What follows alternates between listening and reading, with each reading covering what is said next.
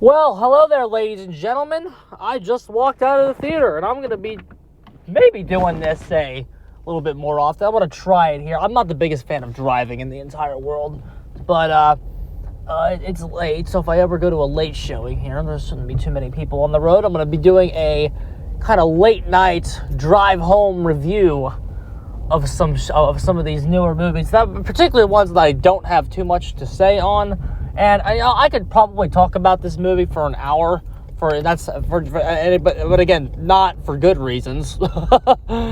There is, like, in terms of, like, I actually don't have a lot to say here. And if I'm talking a lot about this movie, I'm talking a lot about its fucking redundancies. It was the same fucking movie as the 2008 version, bro. It was the same fucking one. It was the same fucking movie, bro. It was beat for beat the same fucking movie. The movie structures were actually identical.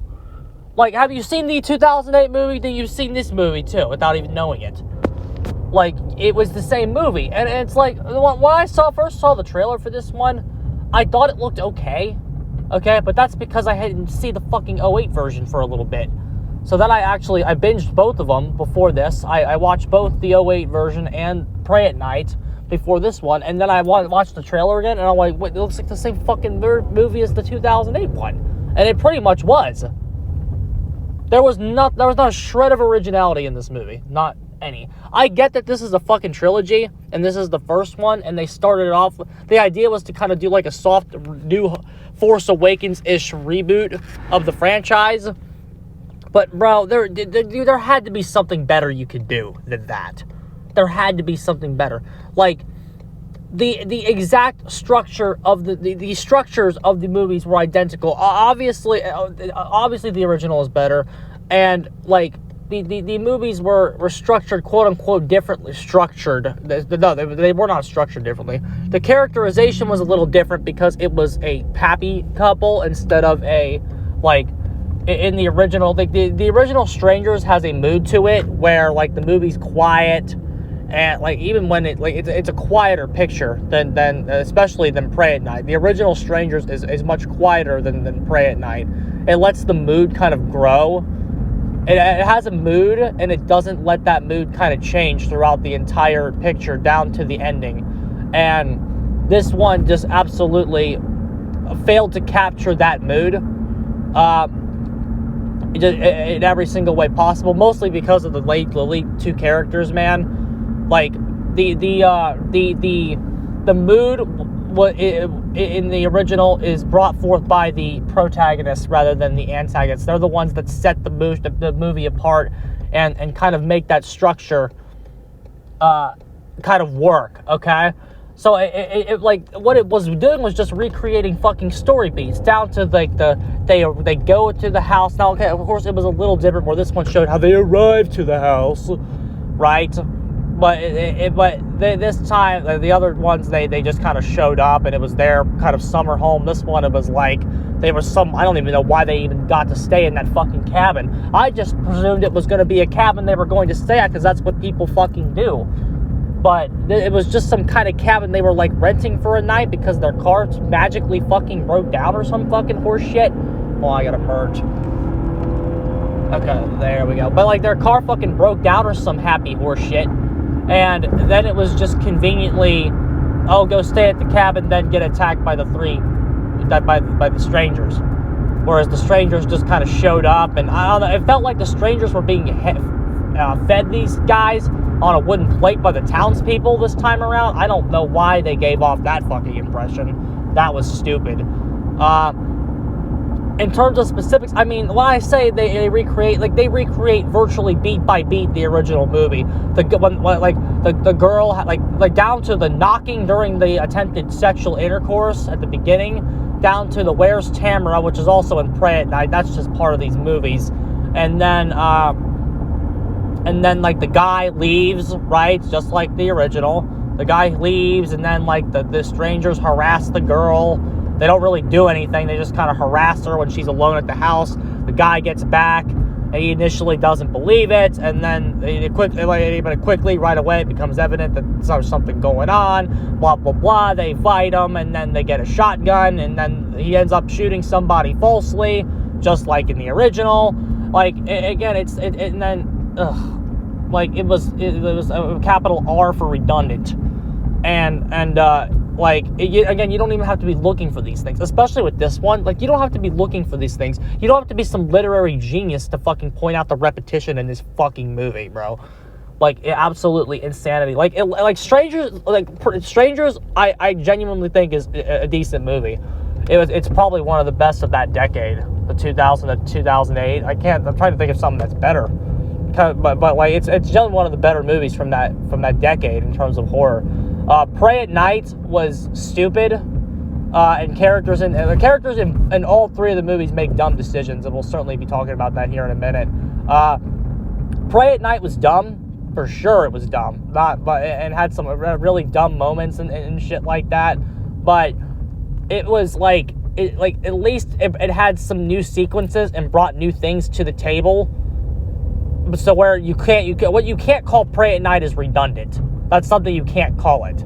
And Prey at Night sucked. I must say, Prey at Night I had a lot to say about after I watched that, because I watched that yesterday. I had a lot to say about Prey at Night after watching it. I thought that movie was genuinely garbage. But again, it was garbage for different reasons than this was garbage. This was garbage because they didn't even try to do anything new. Now, I guess the girl lives, but I guess it was implied that she lived in the fucking original as well. But I don't fucking know, dude. I'm not really.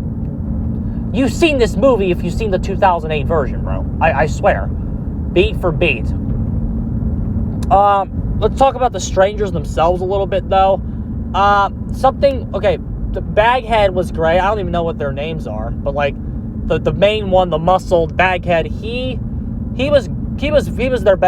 always the best one. But there's something that they did a little different with him this time around. We'll get into that in a second. The second best stranger in the movie is the girl, but I think they're both girls, but you can't really tell. The third one's gender neutral or whatever. You can't really tell. The woman is the second best one, the one who gets stabbed by the kid in Prey at Night. She was the second best one in this movie. She didn't have too much to do, but the worst stranger in the movie was the blonde. The blonde one is not here in this one. I don't know if this is supposed to. Again, I don't know if this is some prequel or a reboot. I really don't know what's going on. There's an iPhone in this movie, but then there's also a flip phone. I don't know if we're supposed to be taking place in 08. The two kids are in it. It's still hard for me to kind of tell what they're doing, and information on the internet has been a bit scarce about what is going on here. But I'm assuming that the one that wears the baby mask is gonna get killed either in the second one or the third one to set. I'm predicting she's gonna die in the next one to set up the blonde coming in for the third one, or maybe she'll die in the third one because they say at the end of the first movie that to the blonde that it's going to be easier next time, implying that was her first rodeo. So maybe she'll get killed in the third one. Either way, I thought she was the worst one. Something about her appearance in this movie didn't work. I couldn't really tell what it was. I found myself Googling pictures of them from the original and Prey at Night, because in Prey at Night I didn't really notice anything off about her. But again, I don't know if it's just that mask was made for a blonde woman, so it looks the best when it's on the blonde woman. I don't know. I thought the ears were a little I don't know if it was the way it was worn, but it perked up a little bit. The sides of the mask perked up a little bit. It looked a little like ears, and that made it look like a kitty cat mask at times, which I don't know if that's what it is, but it looked like a kitty cat mask that you'd see some e-girl thought wearing, pretending to be a ninja at a fucking Comic-Con. And that looked fucking ridiculous. She looked fucking ridiculous. There were some shots where it appeared to be straightened out, but I don't know. And it also might have been the fact that she had a beanie on with the mask. I don't know what exactly it was watching that, but that version look like shit, and I hope that we don't see that again in the next one, which I'm hoping the second one will pick it up in originality and intensity. Baghead, we'll get into him now. They did some weird thing with him in this movie where he had a sexual attraction to the main character, which, I mean, so did I in the audience, so that made me relate to Baghead. But he had a sexual fascination with the redhead, and that's something they haven't really dived into with him before. Now, again, I don't know if this is a reboot or not. He actually showed more personality in this movie, even beyond that, where he kind of snapped to the music. I didn't really care for that.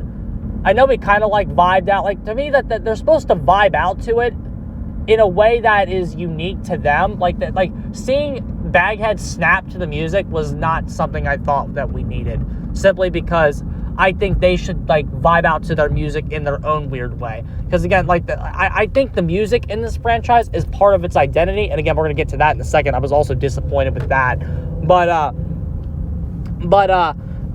they tried something new with him. And again, I didn't hate the idea because again, like there's nothing inherently wrong with that says you can't do it. Like I almost felt like he had a disappointment, but the fact that like maybe they were trying, like maybe their plan was to kill the boyfriend and he wanted to recruit her or something, because like he had a thing for her. It was obvious by the way he kind of stalked her in the shower, and then like he kind of hesitated towards killing her. He stroked her cheek and grabbed her, like felt like a very sexual tension in his own mind, I guess, between him and her. But again, it's in his head because he's a nutcase. She was clearly in love with the JCPenney catalog model. But moving on to, again, I didn't inherently hate that idea because there's nothing in the bag of tricks here that says you can't. This franchise only has 2 movies. So like I'm down for them trying new stuff, but just accept the fact that some of it's going to work, some of it's not going to. Again, the snapping, I didn't care for that. I hope that goes away. But again, the music I was disappointed with this time around. I think just by the nature of some of the sequences we've been given in the first 2 movies, music has just inherently become a part of this franchise. Like, you need to pick the right songs for this franchise, and I don't think this movie delivered. Very unmemorable. Like the first one, "Mama Tried," was the standout song. And then the second one, "Total Eclipse of the Heart," and "Love Without Nothing at All." That was the standout of the second movie. "Total Eclipse of the Heart" is just fantastic, no matter what it's going to be used in. But making "Love Without Nothing at All" in the second one was the standout song, even though I have a major issue with the way that movie finishes.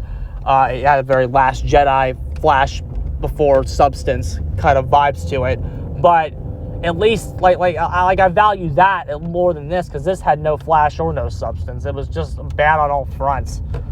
It was just kind of garbage. Honestly, it was